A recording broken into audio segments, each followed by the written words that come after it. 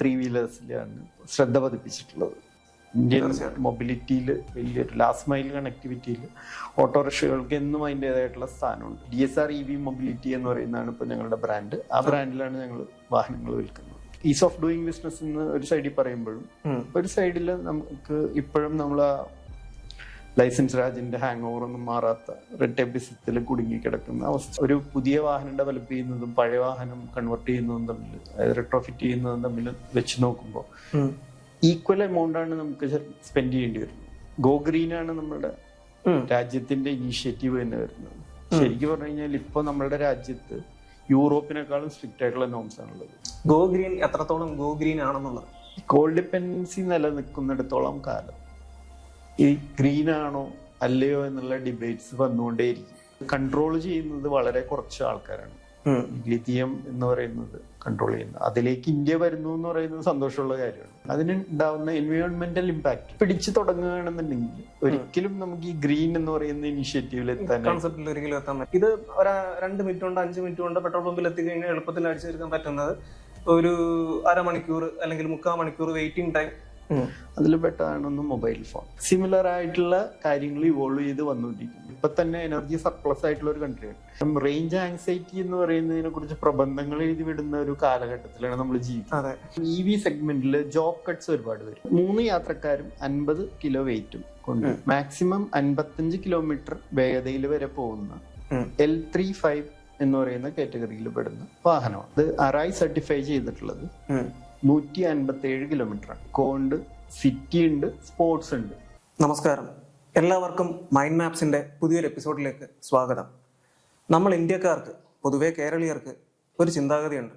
എന്തെന്നാൽ ഒരു ബിസിനസ് സംരംഭം തുടങ്ങിയാൽ അതിനെ അവജ്ഞയോടുകൂടി നോക്കിക്കാണാൻ, അതല്ലെങ്കിൽ ഒരു ക്ലറിക്കലായിട്ടുള്ള ജോലി ചെയ്ത് ഉപജീവനം ചെയ്യാൻ ഒരു ത്വരയുണ്ട്. ആ ഒരു സോഷ്യൽ കണ്ടീഷനിങ് നമ്മുടെ എല്ലാം ഉള്ളിലുണ്ട്. പക്ഷേ ഇതിനൊക്കെ ഇടയിലും ഈ പ്രതിസന്ധികളെല്ലാം തരണം ചെയ്തുകൊണ്ട് തൻ്റെതായ വ്യക്തിമുദ്ര പതിപ്പിച്ചിട്ടുള്ള സ്റ്റാർട്ടപ്പുകൾ അല്ലെങ്കിൽ വ്യക്തികളുണ്ട്. ഇന്ന് നമ്മോടൊപ്പം ഉള്ളത് അത്തരത്തിൽ ഒരു വ്യക്തിയാണ്. നമസ്കാരം ശ്രീ വിതീഷ് പ്രഭു. മൈൻഡ് മാപ്സിന്റെ എപ്പിസോഡിലേക്ക് നമസ്കാരം. പ്രഭു, താങ്കളെ പറ്റിയും താങ്കളുടെ ഉൽപ്പന്നം എന്താണോ അതിനെപ്പറ്റിയും ഒരു ബ്രീഫ് ഇൻട്രൊഡക്ഷൻ നമ്മുടെ പ്രേക്ഷകർക്ക് വേണ്ടി, ഇത് കാണുന്ന ലക്ഷോപലക്ഷം ആളുകൾക്ക് വേണ്ടി ഒരു ബ്രീഫ് ഇൻട്രൊഡക്ഷൻ തരാൻ പറ്റുമോ? ഉറപ്പായും. ഞങ്ങൾ 3 വീലർ ഇൻഡസ്ട്രിയിലാണ്, ത്രീ വീലേഴ്സിലാണ് ശ്രദ്ധ പതിപ്പിച്ചിട്ടുള്ളത്. ഞങ്ങൾക്കിപ്പോൾ പാസഞ്ചറും കാർഗോയും 2 മോഡലുകളും 3 വീലറിൽ ഞങ്ങളിപ്പോൾ അപ്രൂവൽസ് എല്ലാം കിട്ടി വിൽപ്പനയ്ക്ക് തയ്യാറായിട്ടുണ്ട്, മാർക്കറ്റിൽ എത്തിച്ചിട്ടുണ്ട്.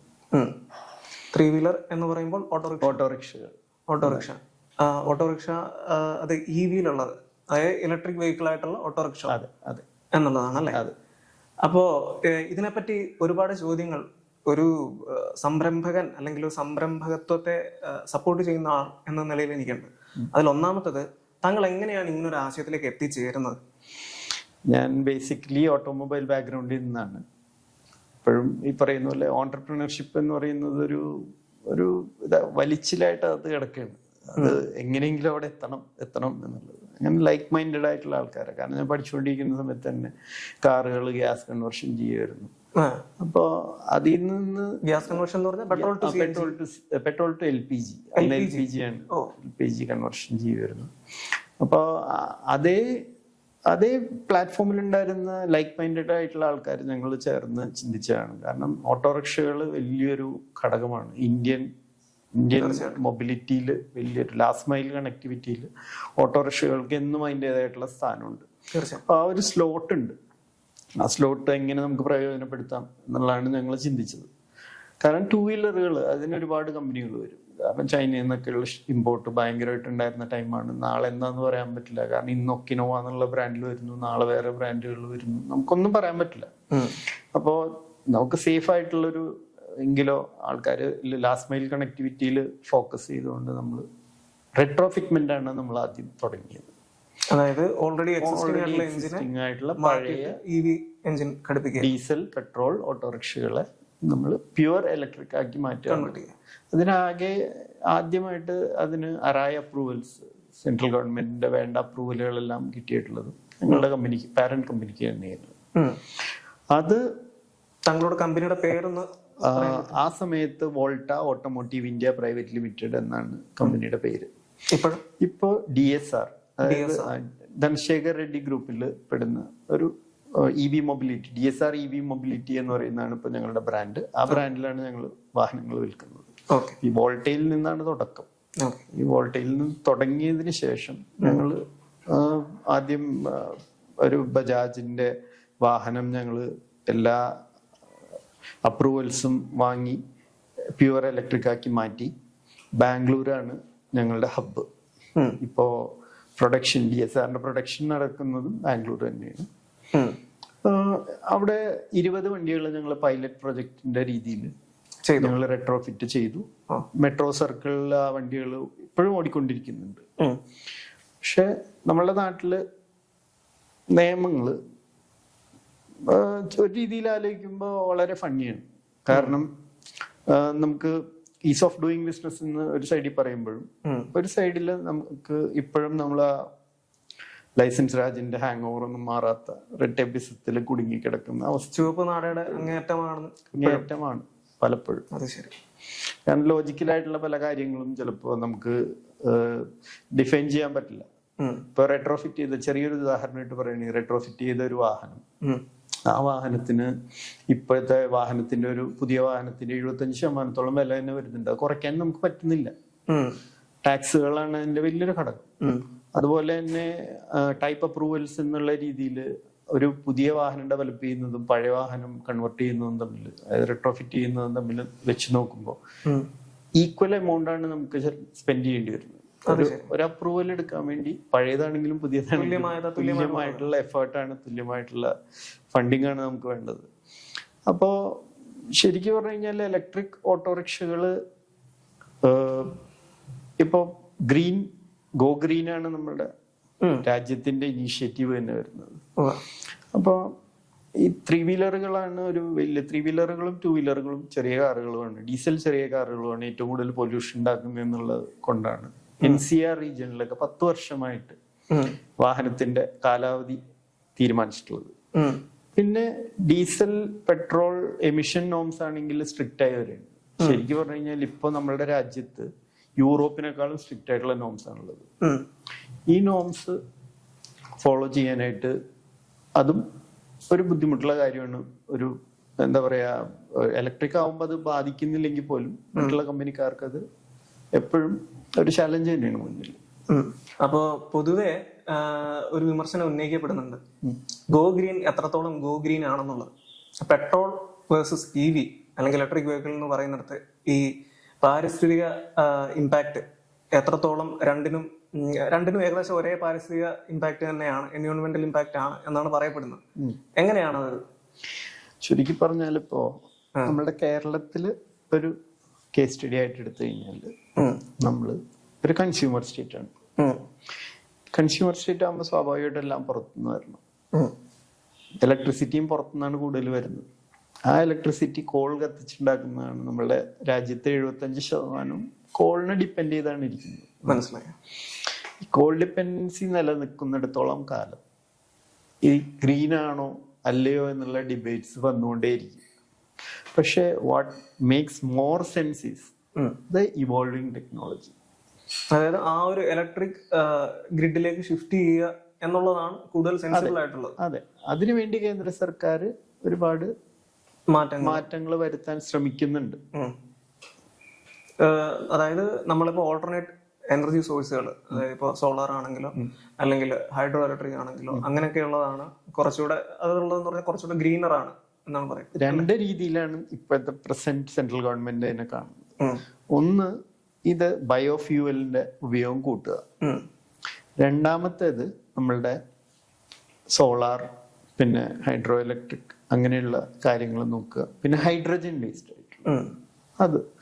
ഈ 3 കാര്യങ്ങളാണ് ഇപ്പോൾ സെൻട്രൽ ഗവൺമെന്റ് നോക്കിക്കണ്ടുകൊണ്ടിരിക്കുന്നത്. പ്ലസ് 2030, 2035 എന്ന് പറയുന്ന ഒരു EV ടാർഗറ്റും വെച്ചിട്ടുണ്ട്. ഒരു 30% of the entire vehicle should be EVs, likely to be EVs. മനസ്സിലായി. അതാണ്. അപ്പോ ഇപ്പൊ ഈ അടുത്തിടയ്ക്ക് ലിഥിയം ഡെപ്പോസിറ്റുകൾ ഇന്ത്യയിൽ നിക്ഷേപങ്ങൾ ഇന്ത്യയിൽ കണ്ടുപിടിച്ചു എന്നുള്ളൊരു വാർത്ത പരന്നിരുന്നു. ഞാൻ ചോദിക്കുന്നത്, ഇങ്ങനെയുള്ള അവസ്ഥയിൽ ബാറ്ററിയുടെ പ്രൈസിങ്ങും കാര്യങ്ങളും ഒക്കെ എങ്ങനെയായിരിക്കും? അത് കൂടാനോ കുറയാനോ എങ്ങനെയായിരിക്കും സാധ്യതയുള്ളത് ഭാവിയിൽ? ലിഥിയത്തിന്റെ വില എപ്പോഴും കുറഞ്ഞാണ് വന്നുകൊണ്ടിരിക്കുന്നത്. ഏതൊരു ലോഹത്തിനെയും പോലെ ലിഥിയത്തിന്റെ വിലയും കുറഞ്ഞാണ് വന്നുകൊണ്ടിരിക്കുന്നത്. അവൈലബിലിറ്റി കൂടുകയാണെന്നാണ് പറയുന്നത്. അതായത് അവൈലബിലിറ്റി കൂടുന്നതുകൊണ്ട് മാത്രമല്ല, മാർക്കറ്റിലേക്ക് പറയുന്ന മാർക്കറ്റിലേക്ക് എത്ര പെർസെന്റേജ് എത്തുന്നുണ്ട് ഇത് എന്നുള്ളതിന് ഡിപ്പെൻഡ് ചെയ്തുകൊണ്ടിരിക്കുകയാണ്. അവൈലബിലിറ്റി എന്ന് വേണമെങ്കിൽ വിളിക്കാം, അല്ലാന്നുണ്ടെങ്കിൽ അത് കൺട്രോൾ ചെയ്യുന്നത് വളരെ കുറച്ച് ആൾക്കാരാണ്. ലിഥിയം എന്ന് പറയുന്നത് കൺട്രോൾ ചെയ്യുന്നത്. അതിലേക്ക് ഇന്ത്യ വരുന്നു എന്ന് പറയുന്നത് സന്തോഷമുള്ള കാര്യമാണ്. പക്ഷെ ആദ്യമായിട്ട് നമ്മളിപ്പോ ചെയ്യുമ്പോ, നമ്മളിപ്പോ ലിഥിയം ഖനനം ചെയ്തെടുക്കുമ്പോൾ അതിന് ഉണ്ടാവുന്ന എൻവയോൺമെന്റൽ ഇമ്പാക്റ്റ് ഉണ്ട്. അതില് പിടിച്ചു തുടങ്ങുകയാണെന്നുണ്ടെങ്കിൽ ഒരിക്കലും നമുക്ക് ഈ ഗ്രീൻ എന്ന് പറയുന്ന ഇനിഷ്യേറ്റീവിൽ വി ക്യാൻ ഡു ബെറ്റർ. അതിനെ ഒരു കണ്ടിന്യൂസ് ഇംപ്രൂവ്മെന്റ് ആയിട്ട് കാണണം. അല്ലാതെ നമ്മൾ ഈ പറയുന്ന പോലെ ഒരു സഡൻ ജംപ് എന്ന് പറയുന്നത് പറ്റില്ല. മനസ്സിലായി. അപ്പോ ഒരു ഇപ്പോഴത്തെ നമ്മുടെ ഒരു പവർ ഗ്രിഡ് എന്ന് പറയുമ്പോൾ, അല്ലെങ്കിൽ ഓട്ടോമോട്ടീവ് ഇൻഡസ്ട്രിയെ സംബന്ധിച്ചിടത്തോളം അത് ഫോസിൽ ഫ്യൂവലിൽ ബേസ് ചെയ്തിട്ടുള്ളതാണ്, അല്ലെങ്കിൽ പെട്രോളിലും ഡീസലിലും ഇന്ധനങ്ങളിലും ബേസ് ചെയ്തിട്ടുള്ളതാണ്, അങ്ങനെയുള്ള ഇന്ധനങ്ങളിലും ബേസ് ചെയ്തിട്ടുള്ളതാണ്. ആ ഗ്രിഡ് വളരെ സുശക്തവുമാണ് ഇന്ത്യയിൽ. ഇപ്പോൾ നിങ്ങളിപ്പോൾ ഒരു പെട്രോൾ കാർ വാങ്ങി, അല്ലെങ്കിൽ ഒരു ഡീസൽ എഞ്ചിനുള്ള ഒരു കാർ വാങ്ങി, ഒരു വാഹനം വാങ്ങി, അത് എടുത്തിട്ട് നിങ്ങൾ പുറത്തേക്ക് ഇറങ്ങി എവിടെ പെട്ടുപോയി കഴിഞ്ഞ് കഴിഞ്ഞാൽ അവിടെ ഒരു പെട്രോൾ പമ്പ് ഉണ്ടാവും. ഈ ഇലക്ട്രിക് ഗ്രിഡ് എന്ന് പറയുന്നത് ഇന്ത്യയിൽ നിലവിൽ പോലും അത്രയ്ക്ക് സ്ട്രോങ് അല്ല. മാത്രമല്ല, ഈ റീചാർജിങ് ടൈം, ഇത് ഒരു 2 മിനിറ്റ് കൊണ്ട് 5 മിനിറ്റ് കൊണ്ട് പെട്രോൾ പമ്പിൽ എത്തിക്കഴിഞ്ഞാൽ എളുപ്പത്തിൽ അടിച്ചെടുക്കാൻ പറ്റുന്നത് ഒരു അരമണിക്കൂർ അല്ലെങ്കിൽ 3/4 മണിക്കൂർ വെയിറ്റിംഗ് ടൈം ഇലക്ട്രിക് വെഹിക്കിളിന്റെ കാര്യത്തിൽ ഉണ്ടാവുന്നുണ്ട്. അപ്പൊ ഇതിനെ എങ്ങനെയാണ് നമുക്ക് അഡ്രസ് ചെയ്യാൻ പറ്റുന്നത്? വളരെ സിമ്പിൾ ആയിട്ടുള്ള കാര്യമാണ്. നമ്മളതുമായിട്ട് യൂസ്ഡ് ആവുക എന്നുള്ളതാണ് പ്രധാനം. നമ്മൾ ഉപയോഗിക്കുന്ന പ്രൊഡക്റ്റ് എന്തായിക്കോട്ടെ അതുമായിട്ട് നമ്മൾ യൂസ്ഡ് ആവുക എന്നുള്ളതാണ് പ്രധാനം. അതിൽ പെട്ടതാണ് മൊബൈൽ ഫോൺ. ഞാനൊരു എക്സാമ്പിൾ ആയിട്ട് എടുക്കുന്നുണ്ട്. ആ മൊബൈൽ ഫോൺ നമുക്കറിയാം ഇത്ര മണിക്കൂർ ചാർജ് ചെയ്യും. അതിനൊരു ഇപ്പൊ നിങ്ങൾക്ക് തിരിച്ചു ചോദിക്കാവുന്ന ഒരു ചോദ്യമുണ്ട്, എനിക്ക് പവർ ബാങ്ക് കൂടെ കൊണ്ടു നടക്കാമല്ലോ. സിമിലർ ആയിട്ടുള്ള കാര്യങ്ങൾ ഇവോൾവ് ചെയ്ത് വന്നുകൊണ്ടിരിക്കുന്നുണ്ട്. കാരണം ഇതിപ്പോ EV എന്ന് പറയുന്നത് 19ാം നൂറ്റാണ്ടിന്റെ അവസാനമാണ് ആദ്യമായിട്ട് ശരിക്കും IC എഞ്ചിനുകൾക്ക് ഒരു ചലഞ്ചായിട്ടാണ് EV വന്നു തുടങ്ങിയത്. അത് വീണ്ടും ആ ഒരു ഷിഫ്റ്റ് അതിലേക്ക് പോകുമ്പോൾ ഈ പറയുന്ന കാര്യങ്ങളെല്ലാം കണ്ടുകൊണ്ടായിരിക്കും ഒരു പോളിസി ഒരു രാജ്യം തന്നെ ഉണ്ടാക്കുന്നത്. പ്രത്യേകിച്ച് നമ്മുടെ രാജ്യം ഉണ്ടാക്കിയിട്ടുള്ള പോളിസി വെച്ച് നോക്കുമ്പോൾ നമ്മൾ വളരെ മുന്നോട്ടാണ്. കാരണം ഇപ്പൊ തന്നെ എനർജി സർപ്ലസ് ആയിട്ടുള്ള ഒരു കൺട്രിയാണ്. നമ്മൾ ഗ്രിഡിനെ പേടിക്കുന്ന സമയത്ത് ഈ വിദ്യുത് പ്രവാഹം എന്ന് പറയുന്ന സൈറ്റിൽ നമുക്കറിയാം ഹൈഡ്രോ ഇലക്ട്രിക്. അപ്പോ ഹൈഡ്രോ ഇലക്ട്രിക് അല്ല, എല്ലാം കൂടി തെർമൽ പവർ, ഇലക്ട്രിസിറ്റി. അതായത് ഗ്രിഡിൽ നിന്ന് ഇപ്പൊ ഈ എന്ത് വിലയ്ക്ക് വൈദ്യുതി വാങ്ങുന്നു എന്ന് പോലും ഉപഭോക്താവിന് തീരുമാനിക്കാൻ പറ്റും. മനസ്സിലായി. ഉപഭോക്താവിനല്ല, അതായത് ഇപ്പൊ നമ്മൾ ഉപഭോക്താവ് KCB ആണ്, KCBക്ക് തീരുമാനിക്കാം. മനസ്സിലായി. അതുപോലെ തന്നെ വളർന്നു വരുന്ന ഒരു കാര്യമാണ് ഇന്ത്യയുടെ ശരിക്കുള്ള വിഷൻ എന്ന് പറയുന്നത് thorium based reactors. Thorium based എന്ന് പറയുന്ന കാര്യമാണ്.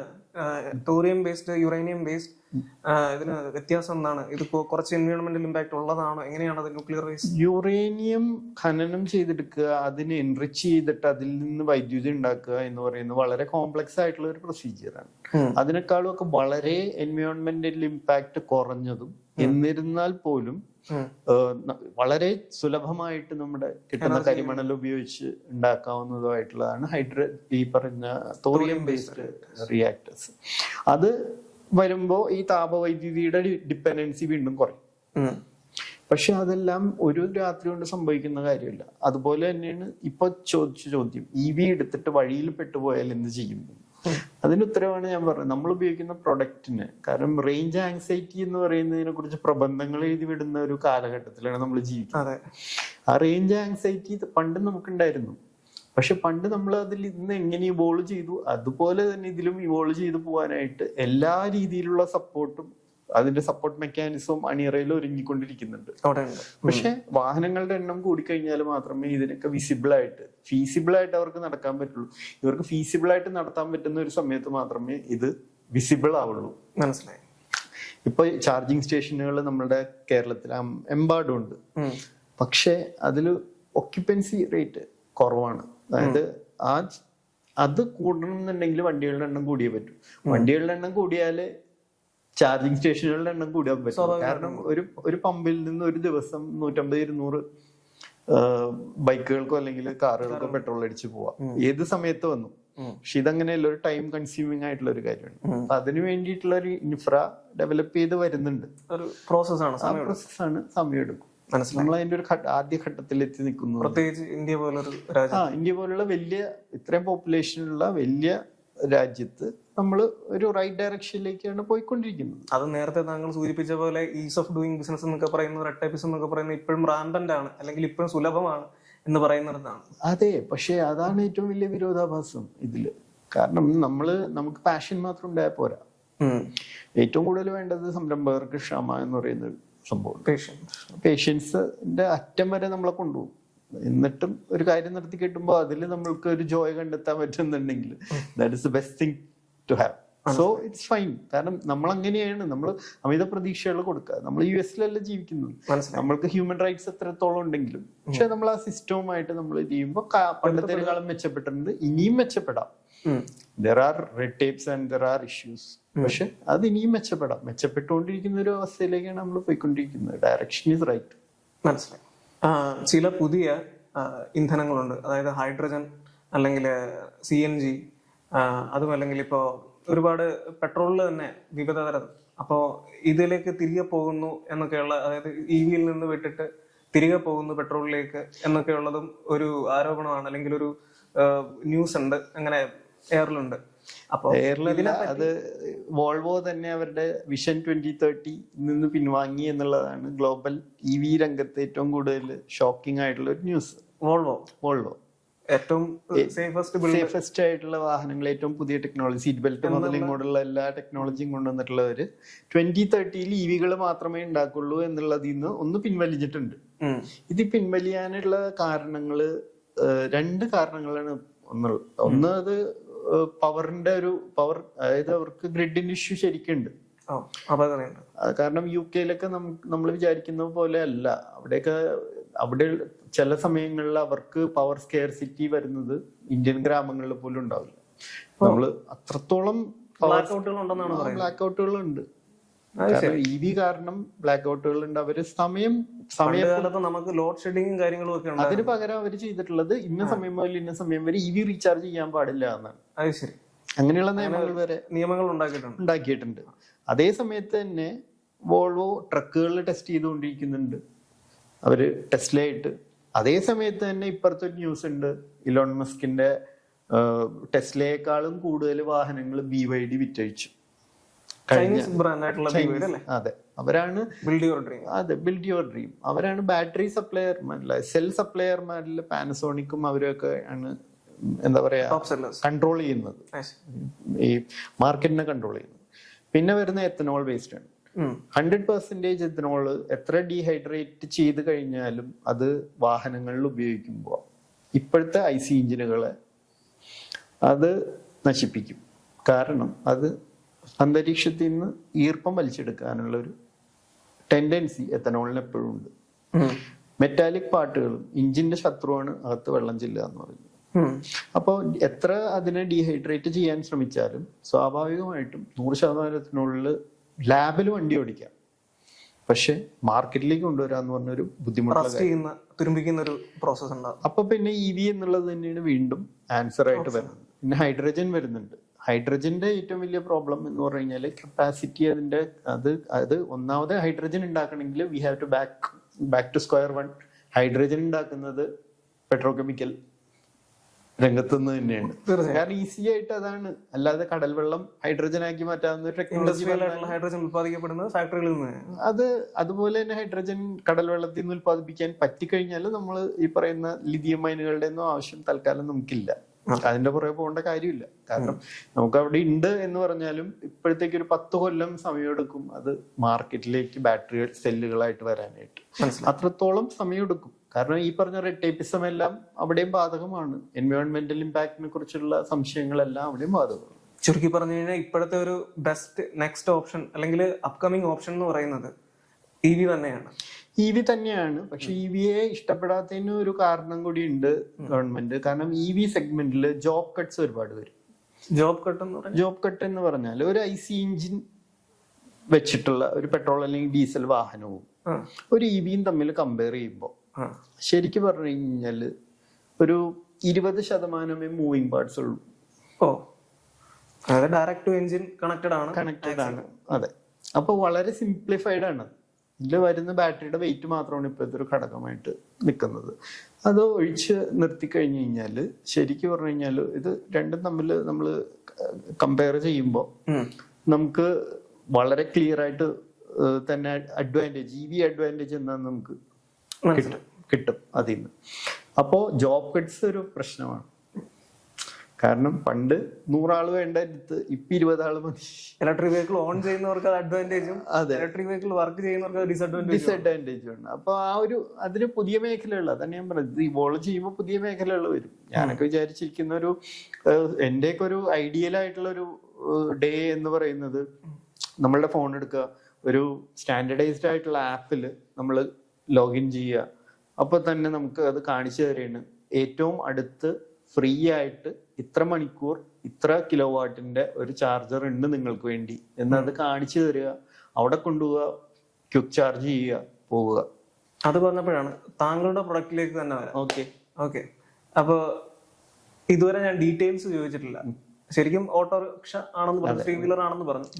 അപ്പോ ഇതിന്റെ റേഞ്ച് എങ്ങനെയാണ്, ഇതിന്റെ പവർ എങ്ങനെയാണ്, ഇത് എത്ര വയബിൾ ആണ്, ഇതിന് എന്താ പറയാ, നേരത്തെ പറഞ്ഞോട്ട് പണി കിട്ടാൻ അല്ലെങ്കിൽ റേഞ്ചിന്റെ കേസിൽ, ഇഷ്യൂവിന്റെ കേസിൽ പണി കിട്ടാൻ സാധ്യത ഉണ്ടെങ്കിൽ അതിനെ എങ്ങനെയാണ് അഡ്രസ് ചെയ്തിരിക്കുന്നത്, ഇങ്ങനെയൊക്കെയുള്ള ഒരു സാധനങ്ങൾക്ക് കണ്ടുകൊണ്ടിരിക്കുന്ന പ്രേക്ഷകർക്ക് ഒരു ഉത്തരം വേണം.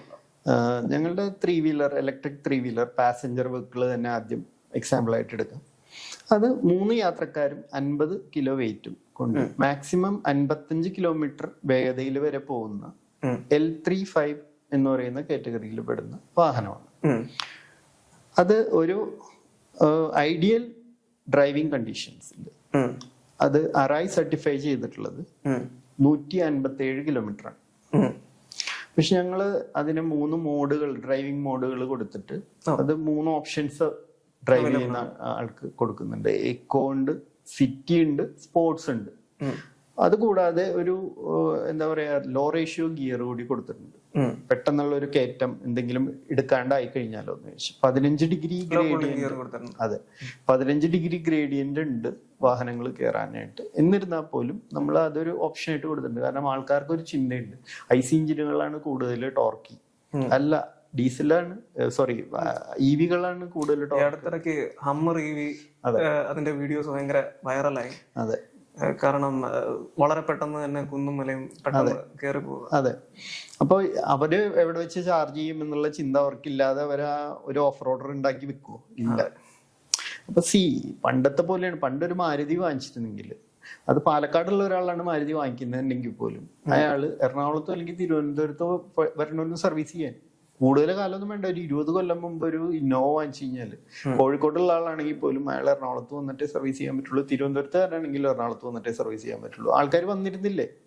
അതുപോലെ തന്നെ നമ്മൾ ഉപയോഗിക്കുന്ന പ്രൊഡക്റ്റ്, അതിപ്പോ ഞങ്ങളിപ്പോ 157 കിലോമീറ്റർ ആണ് ഞങ്ങൾ പറയുന്നതെന്നുണ്ടെങ്കിലും നമ്മളൊരു 130-140 കിലോമീറ്റർ അതിന് ഗ്യാരണ്ടി നമ്മൾ പറയുന്നുള്ളൂ സാധാരണ ഗതിയിലുള്ള ഒരു ഓട്ടത്തിന്.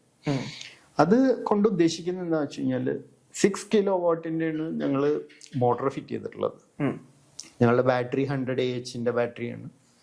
ആ 100 AH ബാറ്ററി കൊണ്ടാണ് ഞങ്ങൾക്ക് ഈ 130-140 കിലോമീറ്റർ റേഞ്ചിൽ എത്തിക്കാൻ സാധിക്കുന്നത്. അത് തന്നെ 150 AH ബാറ്ററി വെച്ച് കഴിഞ്ഞാൽ നമുക്ക് 200 കിലോമീറ്ററിന് മേലെ റേഞ്ച് കൊടുക്കാം. പക്ഷെ 200 കിലോമീറ്റർ റേഞ്ച് കൊടുക്കുമ്പോൾ വാഹനത്തിന്റെ വിലയും അതിനനുസരിച്ച് കൂടും. അപ്പൊ ഇപ്പോഴെങ്ങനെയാണ് പ്രൈസ് വരുന്നത്? എത്ര? ഇപ്പോ പാസഞ്ചർ മോഡലിന് 3,60,000 രൂപ. അത് ഓൺ ദ റോഡ് പ്രൈസ് ആണ്. ഓൺ ദ റോഡ് പ്രൈസ് എന്ന് പറയുമ്പോൾ അതില് ഇവൻ ഒരു മാറ്റ് അല്ലെങ്കിൽ അതിന്റെ ആക്സസറീസ് ഒന്നുമില്ലാതെ ready to take the first trip എന്നുള്ള രീതിയിലാണ് ഞങ്ങൾ ഈ 360 നമ്മൾ കൊടുക്കുക.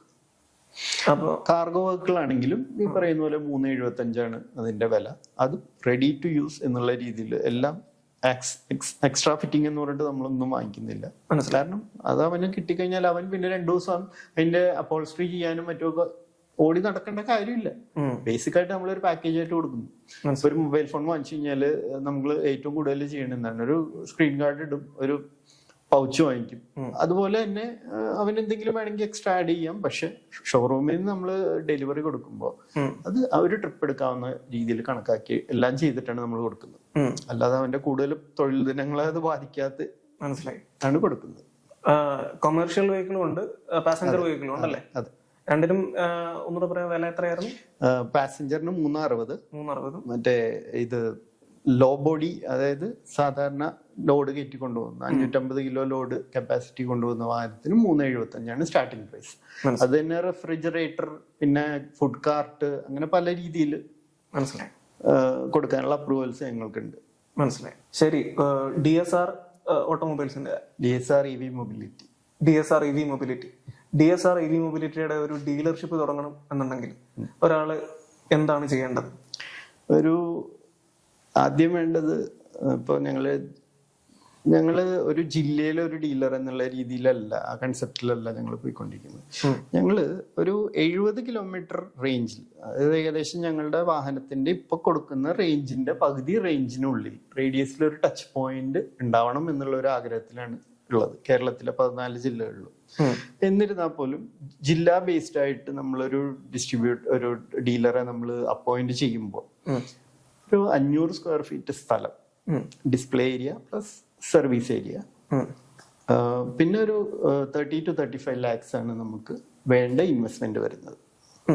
അതിൽ ഞങ്ങൾ ഇപ്പോൾ മാർക്കറ്റിൽ ഉള്ള മറ്റു പ്രൊഡക്റ്റുകളെ വെച്ച് നോക്കുമ്പോൾ നമ്മൾ ഒരു പ്രൊഡക്റ്റും കൊടുക്കാത്ത അത്രയും ഡീലർ മാർജിനും നമ്മൾ കൊടുക്കുന്നുണ്ട്. കാരണം ഡീലർമാരെ വളർന്നാൽ മാത്രമേ നമുക്ക് പ്രയോജനമുള്ളൂ. അതുകൊണ്ട് നമ്മൾ വേഫർ തിൻ മാർജിനിലാണ് വാഹനം ഉണ്ടാക്കി